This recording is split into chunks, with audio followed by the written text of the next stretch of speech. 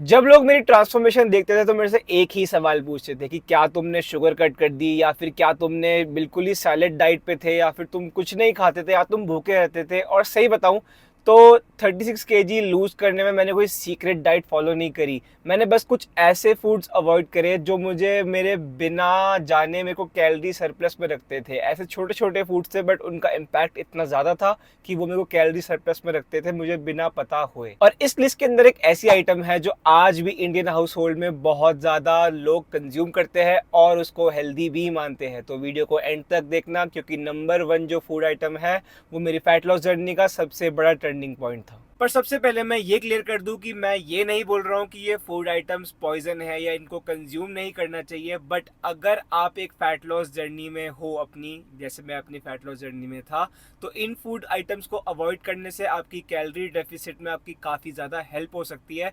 मैं ये नहीं कह रहा कि आप उसको ज़िंदगी भर अवॉइड ही करो, बट कैलोरी डेफिसिट में रहना है तो इन फूड्स को कुछ टाइम के लिए अवॉइड करना पड़ेगा। 5th नंबर पर आता है चिप्स एंड नमकीन। और प्रॉब्लम सिर्फ कैलोरीज नहीं है इस चीज़ में, इसमें प्रॉब्लम ये है कि आप इसको बहुत ज़्यादा क्वांटिटी में खा सकते हो। कभी नोटिस किया है कि पैकेट खोलते हो और सोचते हो कि थोड़ा सा खा लेता हूँ, बट पूरा पैकेट थोड़ी देर में ख़त्म ही कर देते हो।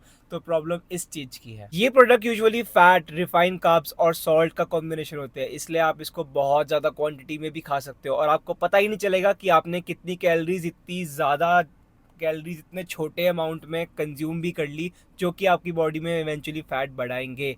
और जब मैंने ये सब चीज़ें बंद करी तो मुझे बॉडी में बहुत ज़्यादा फर्क दिखा। अब जो फूड नंबर 4 पे है उसे लोग वीकेंड ट्रीट समझते थे, बट मैंने उसे अपना डेली रूटीन का पार्ट बना लिया था। Pizza, burger, fried chicken, fries, ये सब चीज़ें मैं ये नहीं कह रहा कि आप खाओ मत, दिक्कत है फ्रीक्वेंसी। मेरी फ्रीक्वेंसी वीकेंड की जगह डेली हो गई थी और मैं इस चीज़ को अपनी रूटीन में ऐड कर चुका था। ये जो फूड्स होते हैं ना, ये कैलोरी डेंस होते हैं काफ़ी ज़्यादा अमाउंट में, मतलब छोटे से पोर्शन के अंदर भी काफ़ी ज़्यादा कैलोरीज होती है। और क्योंकि ये टेस्टी होते हैं तो आपको क्वांटिटी ज़्यादा खाने में टाइम भी नहीं लगता और बहुत ज़्यादा क्वांटिटी आप खा भी पाते हो। तो इसमें आप जब मैंने अपनी फ्रीक्वेंसी कंट्रोल करी तो काफ़ी ज़्यादा मेरे फैट लॉस के अंदर मुझे हेल्प हुई। स्टार्टिंग के कुछ टाइम तो मैंने बिल्कुल बंद ही कर दी थी। अब थर्ड फूड है healthy snacks, protein bars, protein wafers, granola, muesli. अब मैं ये नहीं कह रहा हूँ कि ये सब अनहेल्दी फूड्स है, बट हेल्दी फूड और फैट लॉस फ्रेंडली फूड दोनों सेम चीज नहीं होती। पहले मैं क्या करता था, मैं कोई भी ऐड देखता था, किसी भी चीज को कोई हेल्दी बोल देता था ऐड में, तो मैं उसको एज अ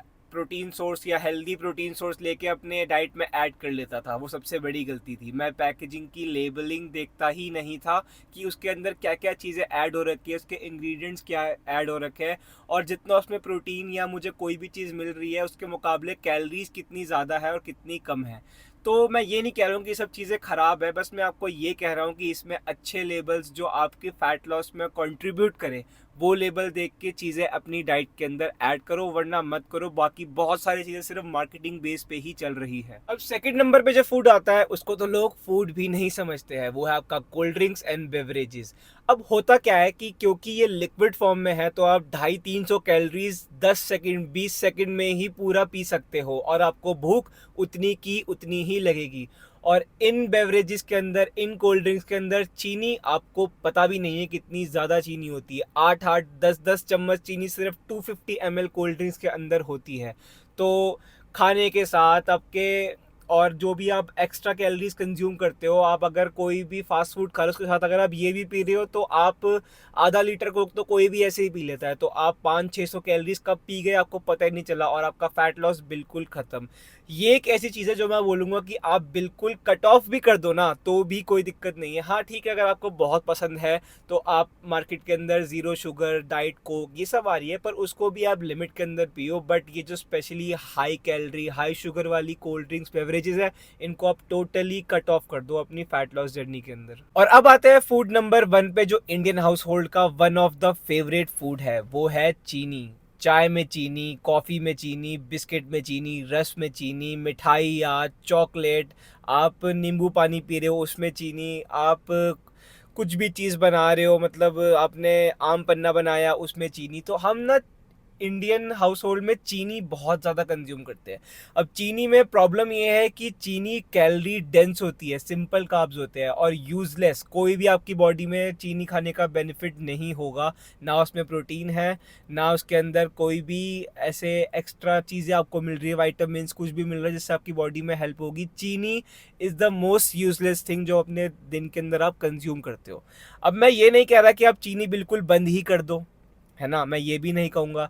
ठीक है, आप चीनी बहुत लिमिट में खाओ, दिन की 1 चम्मच भी खा रहे हो तो भी बहुत है। ऐसा कुछ नहीं है कि आपको 5, 6, 8 चम्मच खानी ही खानी है। आप कि ना वो आदत बन चुकी है, उस आदत को तोड़ो। चीनी जितनी जल्दी अपनी लाइफ से कट ऑफ करोगे, उतनी जल्दी आप फैट लॉस में एक्सेल कर पाओगे। मैंने जब चीनी कट करी तो ट्रस्ट मी बहुत दिक्कत हुई, बहुत चिड़चिड़पन, बहुत दिक्कत, रातों की नींद भी स्टार्टिंग में ख़राब हुई थी, बहुत ज़्यादा ख़राब हुई थी। बट 3 महीने बाद, 4 महीने बाद उस चीज़ की आदत पड़ गई। अब चीनी कंट्रोल करना मेरे लिए कोई बड़ी बात नहीं है, बट हाँ, चीनी जितनी जल्दी कंट्रोल करोगे, फैट लॉस में उतना बड़ा और सबसे ज़्यादा ड्रास्टिक इफेक्ट देखोगे आप। अब और सबसे बड़ी बात पता है क्या है, मैंने 36 किलोज कोई भी मैजिक फूड खा के नहीं कम करा है, कोई भी फैट बर्नर खा के कम नहीं करा। मैंने बस उन फूड्स को आइडेंटिफाई करा जो मेरी कैलोरी डेफिसिट में मुझे प्रॉब्लम दे रहे थे। तो आप भी उन फूड्स को आइडेंटिफाई करो और अपनी डाइट से उनको हटाओ। अपना कैलोरी डेफिसिट जितना ईजी और अच्छा बनाओगे ना, उतनी जल्दी कर पाओगे और उतने लॉन्ग पीरियड तक उसको सस्टेन कर पाओगे। वरना आप एक्सेस खाना छोड़ दोगे या कोई भी क्रैश डाइट यूज़ करोगे तो हफ्ते 2 हफ्तों में थक जाओगे और या फिर बीमार पड़ जाओगे या फिर मसल लॉस होगा बहुत ज़्यादा और स्किनी फैट हो जाओगे। और अगर आप भी मसल बिल्डिंग, फैट लॉस या न्यूट्रिशन को साइंस के साथ समझना चाहते हो ना, तो चैनल को सब्सक्राइब कर लेना और इस वीडियो को शेयर जरूर करना अपने दोस्तों के साथ और कमेंट करके मेरे को बताओ कि इन 5 में से कौन सा फूड ऐसा है जो आपकी कैलोरी डेफिसिट में सबसे ज़्यादा दिक्कत दे रहा है, सबसे ज़्यादा दिक्कत डाल रहा है। और मैं मिलता हूँ आपसे नेक्स्ट वीडियो में, तब तक के लिए this is me Kshitij signing off.